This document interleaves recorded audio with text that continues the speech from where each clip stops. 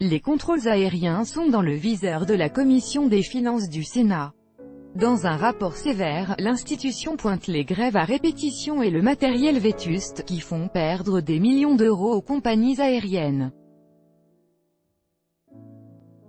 La France se classe en tête des pays cumulant le plus de jours de grève des contrôleurs aériens.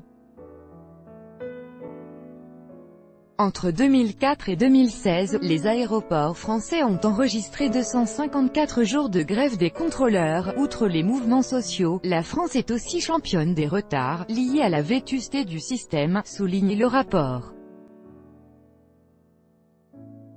Les contrôleurs français ont la spécificité de se mobiliser à la fois sur des mouvements corporatistes et des grèves de la fonction publique, relève l'auteur du rapport. Notre pays est responsable de 33% des retards dus au contrôle aérien en Europe, déplore Vincent Capo-Canellas, sénateur, UDI, membre de la Commission des finances, après 6 mois de travail ponctués par de nombreuses visites de terrain. Cela représente 300 millions d'euros de pertes annuelles pour les compagnies aériennes, un retour 25 ans en arrière. En France, les matériels de contrôle sont vétustes, insiste Vincent Capo-Canellas. Et leur coût d'entretien est très élevé, 136 millions d'euros par an. Nous sommes très en retard par rapport à nos voisins, poursuit-il.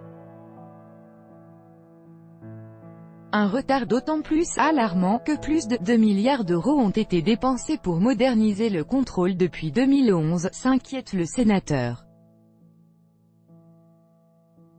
Le rapport précise que les 4000 contrôleurs aériens français doivent faire face tous les ans à une forte augmentation du trafic. Ils ont contrôlé plus de 3,1 millions de vols en 2017, soit 4% de hausse par rapport à 2016 et de 8,6% par rapport à 2015.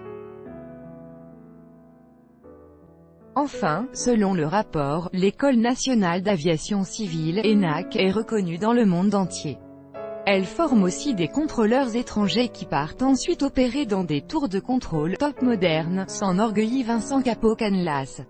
Mais pour ceux qui restent en France en revanche, après leurs études, ils désapprennent et reviennent 25 ans en arrière dans les tours françaises, déplore l'auteur du rapport.